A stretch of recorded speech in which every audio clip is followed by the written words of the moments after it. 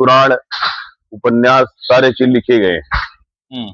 तो उस चीजों में कहीं भी हर जगह मंत्रों का ही प्रभाव दिया गया है, क्योंकि शास्त्र भी कहता है कि मंत्राधीना देवता ते मंत्रा ब्राह्मणाधीन तस्मात् ब्राह्मण देवता, कि शास्त्र में लिखा मंत्र ही विशेष फलदायी करने वाली होती है हर व्यक्ति को, क्योंकि ये हनुमान चालीसा है, ये भी एक मंत्र है। वो शंकर जी का चालीसा हो गया, गणेश जी का हो गया, यहाँ तक कि ओम ही मंत्र है। अगर आप ओम का भी मंत्र का जाप करते हो तो भी एक उसकी ओरा है, लेकिन ओरा एक समय ऐसा आता है कि वो ओरा बनता है, उसमें भी समय लगता है। कितने करत करत अभ्यास के, जब तक आप अभ्यास करोगे करते करते करते फिर ओम की वो छाया बन जाती है। तो वो छाया आपकी सेफ्टी करती है, यानी कि सुरक्षा रखती है, आपको बुराइयों से बचाती है, हर चीज से बचाती है। और उसकी छाया ऐसी होती है कि आने वाले लोग भी उस छाया में आ जाते हैं, फिर अंदर आते ही आपसे मिलते ही उनके अंदर की अपने आप खत्म हो जाती है। ये होता मंत्र। मंत्र जाप करते करते आदमी को एक सिद्धि मिल जाती है। होता नहीं कि इस मंत्र का आप 1 लाख जाप करिए, हाँ जी, 1.25 लाख जाप करिए तो आपको सिद्धि मिल जाएगी। यानी कि उस मंत्र से आप किसी का कोई कार्य करते हो, यज्ञ हवन कराते हो। मंत्र का कहाँ होता है? जाप के बाद हवन होता है। अच्छा। 1.25 लाख जप किया आप किसी मंत्र का, सिद्धि के लिए कम से कम 1.25 लाख जप करिए, और जप करने के बाद फिर आता है हवन। हाँ जी उस पंडित। मंत्र को उस देवता के नाम का हवन किया जाता है, और इसमें दान, यज्ञ हवन। और जब तक हवन नहीं करोगे तुमको भोग लगेगा नहीं, तब तक वो मंत्र सिद्ध नहीं हो। तो इसमें संकल्प लेके करना चाहिए जैसे वो तो है करते ही हैं। भाई। अगर आप शुरुआत कर रहे हो किसी अपने मन के लिए, अपनी शांति के लिए, किसी चीज के लिए, कोई कार्य या कामना के लिए, तो मंत्र का मतलब है कि पहले कार्य को प्रारंभ करने के लिए आपके मन में आया कि मैं इस कार्य को करूंगा, तो मन में संकल्प, तन में मना शिव संकल्प अस्तु, यानी कि आपने मन में संकल्प किया कि मैं इस कार्य को करूंगा और मुझे सिद्धि मिलेगी, और सब सिद्धि के साथ में समाज का, लोगों का, सबका कल्याण करूंगा। उनके रुके हुए कार्य, कोई बीमार है, कोई परेशान है, कुछ है, उस कार्य को करूंगा। तो संकल्प जरूरी है। तो इसको लेने की भी कोई विधि होती है? उसको जल हाथ में ले से, जैसे राजा बलि के पास जब बावन भगवान आए थे तो उन्होंने बोला कि 3 पग जमीन चाहिए। राजा बलि सबसे बड़ा दानी था। उसने बोला ठीक है, आप जो चाहिए मांग लीजिए। भगवान ने बोला नहीं, ऐसे नहीं लूंगा, क्योंकि बिना संकल्प किए मैं नहीं लूंगा। तो संकल्प में कहते हैं गंगा गंगा की कसम खा रहा हूं मैं। लोग क्या होते हैं, गंगा की कसम खा रहा हूं मैं, ऐसा नहीं किया। तो कसम का मतलब होता है संकल्प। जब आप संकल्प ले लोगे तब आप अपने वचनों से मुकर नहीं सकते। इसलिए कहते हैं कोई कार्य करो तो मन में संकल्प करो, मैं ये कार्य 1 दिन में, महीने में, 2 महीने में, या इतने समय में पूरा करूंगा। तो जब मन में संकल्प हो जाता है तो एक लोड बन जाता है, भार बन जाता है, यानी कि वो आपका एक टारगेट हो जाता है, उस कार्य को उतने दिन में आपको करना है। और बिना संकल्प के किया गया हुआ कार्य, वो महीने क्या, सालों बीत जाएगा, 2 साल बीत जाएगा, कार्य होगा ही नहीं। इसीलिए हमारे शास्त्रों में लिखा है कि पूजा पाठ कोई भी हो तो पहले आप मन में संकल्प करो। भगवान उसमें तिथि, वार, नक्षत्र, कौन सा तिथि है आज, कौन सा नक्षत्र है, कौन सा वार है, कौन सा महीना है, कौन सा संवत चल रहा है, संवत का नाम क्या है, कौन से पंडित पूजा करा रहे हैं आपकी, किस स्थान पे करा रहे हैं, किस जगह करा रहे हैं, भारत में है कि विदेश में है। ये लोग ऑनलाइन संकल्प क्यों कराते हैं? इसीलिए कराते हैं कि आपका या नाम ये है, आपका गोत्र ये है, ये तिथि है, ये नक्षत्र है, ये वार है, आपके पिता का नाम, सब कुछ लिया जाता संकल्प। क्योंकि दुनिया में आपके नाम के बहुत लोग घूम रहे हैं, तो उनको क्यों नहीं मिलेगा? क्योंकि आपका नाम, गोत्र, सब कुछ लिया जा रहा है, तो इस स्थान पे तब वो आपको मिलता है जो कार्य होगा। हवन हवन यज्ञ कथा जो भी होगी, तो संकल्प बहुत जरूरी होता है। तो बिना जैसे संकल्प के कार्य अधूरा है। तो जैसे ऑनलाइन जो संकल्प लिया जाता है, क्या वो भी फलीभूत हो सकता है? क्यों नहीं फलीभूत है भाई? वो तो फलीभूत तो है ही। हमारे शास्त्रों में ऐसे पुराने विधान दिए गए हैं कि व्यक्ति नहीं था लेकिन संकल्प किया गया और उसको मिला है। अच्छा। जैसे ऑनलाइन मोबाइल, लोग यहाँ से बैठ के अमेरिका की बात कर लेते हैं, हाँ जी। वीडियो कॉलिंग देख लेते हैं, ये भी तो है। तो ऐसे ही एक तार हो, पहले ऋषि मुनि बैठे रहते थे, योग करते थे, और आत्मा यहाँ है, मतलब शरीर यहाँ बैठी है ध्यान, लेकिन उनकी आत्मा चली जाती थी तरह लोग घूम के भगवान से मिल के बातचीत करके चली आती। हाँ जी। ऐसे भी दिया है शास्त्रों में। तो ये संकल्प क्या है कि अगर आप हो नहीं, दूर से ही संकल्प करके आप ले सकते हो कोई कार्य करा सकते और हो। लेकिन बस ये उसमें शर्त है कि उसमें किसी जैसे जिसका जिसके नाम का संकल्प हो, और उसका मम्मी या पापा या कोई घर का एक भी बंदा पूजा में बैठा हो, वो उसके उसके हाथ से संकल्प हो, उसको मिलेगा। और पंडित जी, इसमें जैसे मंत्र का कितना कहा जाता है कि मंत्र किसी ज्ञानी से ही लेना चाहिए, या किसी भी मंत्र को जिसको आप पसंद करते हो, अपने मन से चाहते हो, वो मंत्र खुद जाप कर सकते हैं, या कोई ज्ञानी पंडित जी, गुरु वही आपके लिए जाप कर सकते हैं? और इसमें मंत्र का क्या महत्व है? ये मंत्र तो कहते हैं कि जैसे मूल मंत्र ओम नमः शिवाय, ओम नमो भगवते वासुदेवाय। तो अब हमारे सनातन धर्म में ज्यादा विस्तार मंत्र तो बहुत है, अनंत वेद पुराण में बहुत बड़े बड़े मंत्र लिखे हैं। लेकिन आपको सिद्धि लेनी है, भगवत कृपा प्राप्ति लेनी है, तो शॉर्टकट में आदमी को जाना चाहिए, यानी कि ओम नमः शिवाय। तो माता पार्वती ने किस मंत्र का जाप किया? कहीं वेद पुराण पढ़ने नहीं गई, वो सिर्फ ओम नमः शिवाय का जाप निरंतर चलता रहा, उनका मूल मंत्र, पंचाक्षर मंत्र बोलते हैं इसको। ऐसे ओम नमो होते ही प्रहलाद ने जाप किया, निरंतर चलता रहा, उसी भगवान प्रसन्न हो गए, सब कुछ दे दिया, दर्शन दे दिया, अच्छी हो गई। तो ज्यादा गहराई में नहीं जाना चाहिए आदमी को, भगवान को सरल रूप में पूजा करनी चाहिए, और मंत्र यही मंत्र उनको विस्तार दे देता है। और कितने मंत्र करने चाहिए, ऐसा भी कुछ होता है? हाँ, अगर मन में अगर आपको है कि मैं इतना जाप करूंगा, तो फिर वो 1.25 लाख तक रख लो, या फिर सीमा रख लो कि मुझे पर डे जो है 1000 जाप करना है, और करते ही रहना है, कोई गिनती नहीं। और पंडित जी, इसमें अनुष्ठान का क्या महत्व होता है? और लेकिन जैसे नियम है कि 1.25 लाख जाप हो जाए गिन के, तो आप जो है अनुष्ठान जरूर करवाइए। नहीं तो करते करते बहुत जाप हो जाएगा, हवन नहीं करोगे तो वो भी मतलब एक तरीके से अधूरा माना जाता है, सिद्धि नहीं मिलती फिर। और जो घर पे जो लोग पूजा करते हैं, उसमें पूजा करने में और जो मंदिर में पूजा करते हैं, उन दोनों में क्या? उनमें तो भाई जमीन आसमान का अंतर है।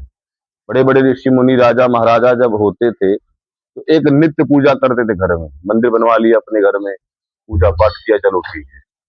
लेकिन कहते हैं कि भाई पूजा पाठ जो है मंदिर में और घर में अंतर बताया गया है कि अब आपका घर गृहस्थ जीवन है, वो वहाँ कई लोग आ रहे हैं, कुछ भी खाया पिया जा रहा है, गृहस्थ जीवन है। आप मंदिर में अपने घर में बैठे हो पूजा करने, बेटा बुला लिया, बीवी बुला ली, बच्चे बुला लिए, तो आपका ध्यान भटक जाता है, वो भाव नहीं लग पाता ढंग से।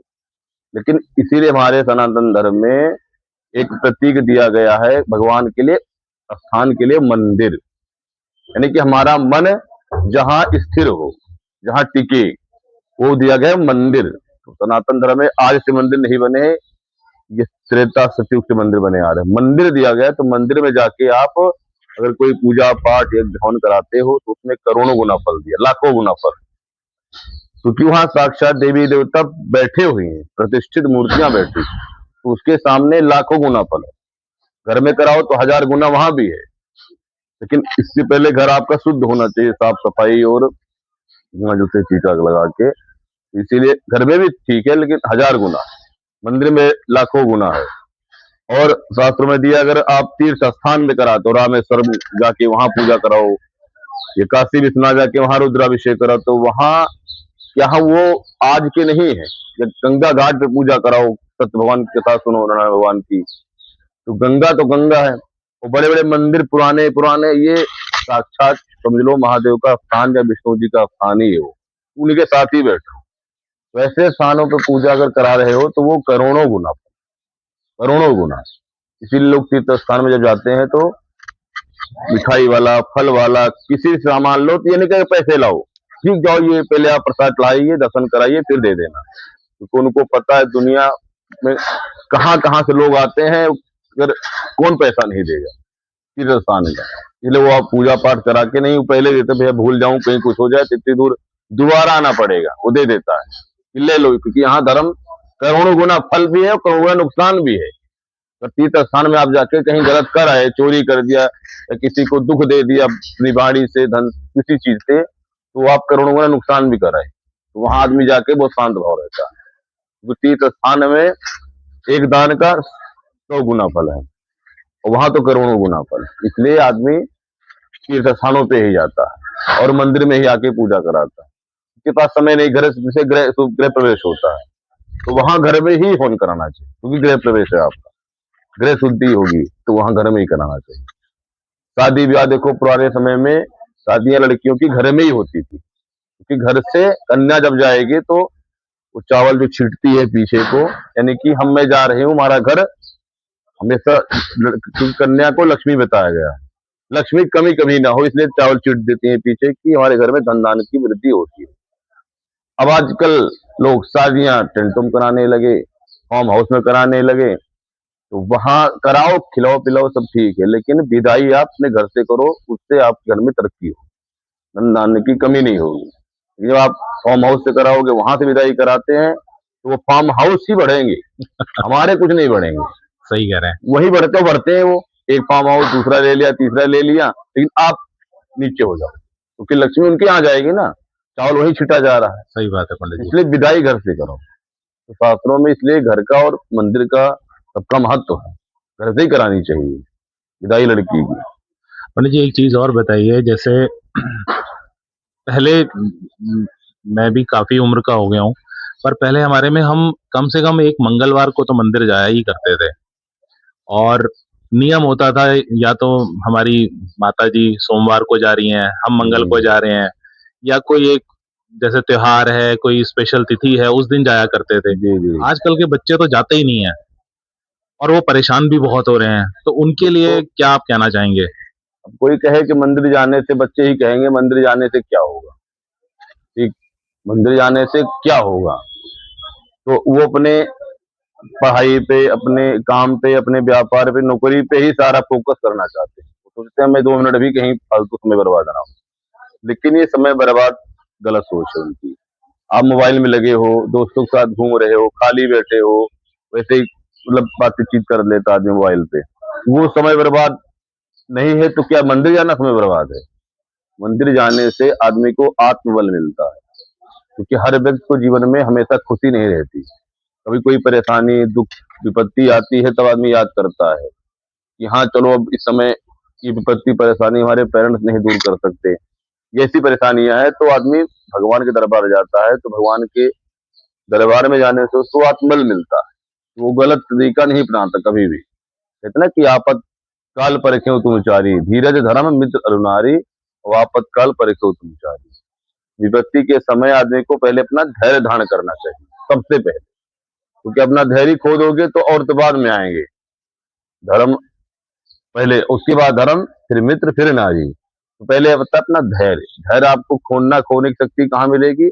मंदिर में जाओगे, बैठोगे, सत्संग में जाओगे, तो कुछ न कुछ बातें वहां सुनोगे, तो उससे आपको शक्ति मिलेगी। बुरा समय आता है, ऐसा कुछ आता है, तो आप अपने आप को खोगे नहीं, और उस जीवन को, उस समय को, दुख को काट लो।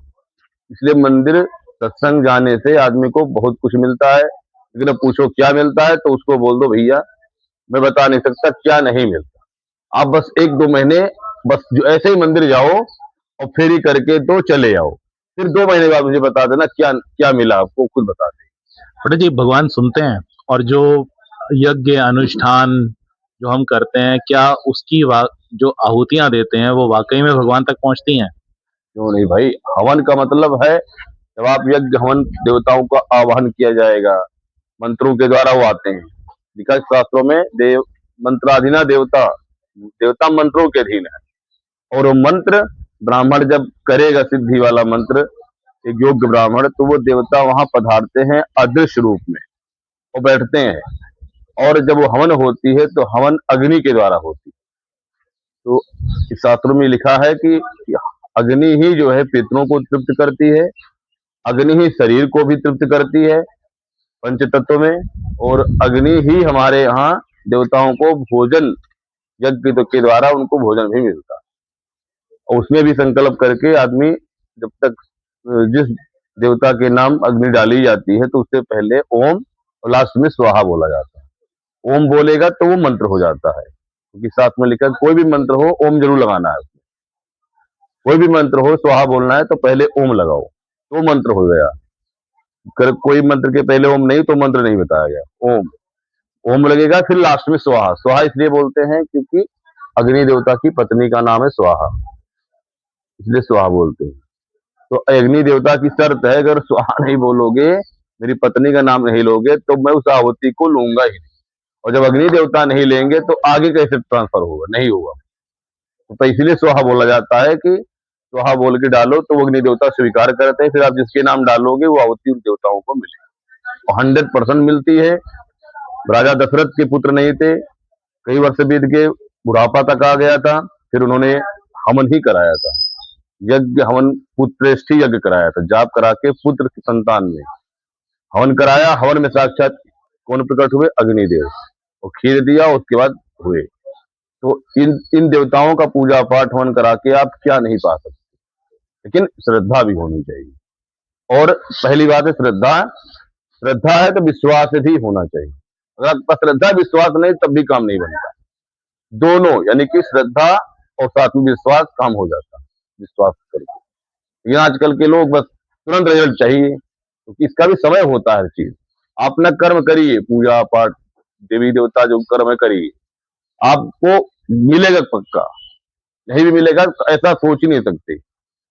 जब हमें पाप का फल मिलेगा, पाप ये भी जान लीजिए, वैसे पुण्य का फल पुण्य भी मिलेगा आपको, वो आपको मिलना ही मिलना, चाहे कभी मिलेगा जरूर। इसलिए अच्छे कर्म करते रहने चाहिए। पूजा पाठ देवताओं को यज्ञ हवन मिलता है, उससे वो आपकी मनोकामना पूरी करते हैं, ये निश्चित है एकदम। बड़े बड़े राजा महाराजाओं हिंदू धर्म के सब लोगों ने अपनी मनोकामना इसी आधार पर पूरी की है। भाई हम कुछ करेंगे नहीं, बस बैठे बैठे मांगे, कैसे दे देंगे वो। तो भगवान को भी कहा गया है कुछ न कुछ शास्त्र में उनको, इसीलिए मंदिर आओ, दर्शन करो, फेरी करो, साल 2 साल में रुद्राभिषेक करा लो, पूजा करा लो, उससे आदमी का काम कहीं न कहीं बन जाता है, ये गारंटी है एकदम, कोई कहने की बात ही नहीं। पंडित जी, आपने एक और बात बहुत अच्छी कही, अग्नि। आपने अग्नि का नाम लिया, तो हमारे शरीर में भी अग्नि होती है, जैसे आपने कहा, और हमारे मूलधार जो चक्र है, जी, वहाँ जी। पे अग्नि का निवास होता है। हाँ। और आज का जो मनुष्य है, जो मुझे एक्सपीरियंस भी बहुत देखने से हुआ, लोगों से मिलने से हुआ, कि जो हमारे नीचे के 3 चक्र हैं, वो लोगों के ध्वस्त हो चुके हैं। हुँ। वो रोटी, कपड़ा, मकान, हाय तौबा, इन्हीं सब में फँस चुके हैं।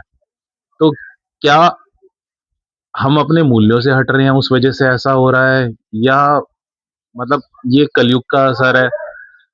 ये जो हमारे जो चक्र हैं, अगर हम मंदिर आते हैं, उससे भी वो सही होते हैं? क्यों नहीं भाई, जागृत होता है आदमी का चक्र। चक्र कहते हैं ना कि आदमी जैसे शक्तिमान, क्योंकि ना शक्तिमान व्यक्ति है ये। तो शक्तिमान मतलब मनुष्य। अब शक्ति अंदर कैसे आएगी, जब आपके अंदर तप होगा। कहते ना बिना तप, तप से राजा बनता है आदमी, और राजा से नरक भी जाता है। तो कहते तप करोगे तो आप राजा बन जाओगे, लेकिन अगर आप उसी तप को भूल गए राजा बन के, तो राजा बन के आदमी नरक भी गए, क्योंकि भोगी हो जाएगा फिर वो।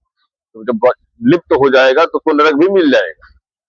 तो आप तप के बल पे क्या नहीं पा सकते। तो तप करोगे तो आपके अंदर आत्मा आएगा, शक्तियां जुड़ेंगी, उस तरह आपका दिमाग खुलेगा, सोच बढ़ेगी, ओरा ही अलग हो जाता है तप करने से। और तप आदमी को करने से, बोले पहले लोग तपस्या करते थे, तो तपस्या किया तो शंकर भगवान क्या, बड़े बड़े देवी देवता प्रसन्न होकर उनको जो ना चाहिए था वो भी देना पड़ता था, उन्होंने तब किया है। पृथ्वी हिलने लगती तब के बल पे, पृथ्वी हिलने लगती थी, प्रलय आने लगती थी, यार उठो मैं वरदान दो, नहीं तो अब ये पृथ्वी हिल जाएगी। इतना बल हो जाता था तप के बल पे। कहते हैं तप बल करे शंभु संहारा। शंकर शिव जी भी तप करते हैं, बैठ के ओम नमः शिवाय, किसका नहीं, शंकर जी राम राम जपते रहते हैं, ये भी तप उनका है। और नारायण जी ओम नमः शिवाय ओम नमः शिवाय क्षीर सागर बैठ के तप कर रहे हैं, ब्रह्मा जी तप कर रहे हैं। तो तप बल करे शंभु, तप के बल के आधार पे ही शंभु जो है सृष्टि का विनाश करते हैं, इतनी शक्ति उनके अंदर। अगर वो तप न करें तो उनके पास भी शक्ति नहीं होगी, वो भी आज भी तप कर रहे हैं। और तप बल विष्णु लिए उतारा, तप बल के आधार पे विष्णु जी उतार लेते हैं, उनके पास भी तप है। तो तप में बड़ा महत्व है, और तप से आपकी सारे चक्षु, सारे नेत्र, जो बताया गया अंदर की है ना तीसरा नेत्र, ये भी एक नेत्र ही तो है, ये आत्मबल होता नेत्र। तो ये सब पूजा पाठ जुड़ने से, लाइन से हटने जुड़ने से समाज का कल्याण होता है। जो आए दिन आजकल फांसी लगा लेते हैं बच्चे, थोड़ी कुछ नंबर कम आ गया, कहीं कोई डांट दिया या बीवी से लड़ गए, सहन शक्ति खत्म हो जा रही है, तो कहाँ जा रहा है समाज ये? इन सब चीजों से हटना चाहिए। आदमी को कितनी विपत्ति परेशानी आ जाए, लेकिन अपने जो इसीलिए कहा जाए कि लक्ष्य बनाओ कि हमें ये साल ये करना है, 5 साल में ये करना है, 10 साल में ये, कोई टारगेट है नहीं, बस जीते जा रहे हैं। गाय भैंस तो चला, कोई टारगेट ही नहीं, खा रहे हैं पी रहे हैं, ड्यूटी जा रहे हैं, बस आ रहे हैं, बस हो गए।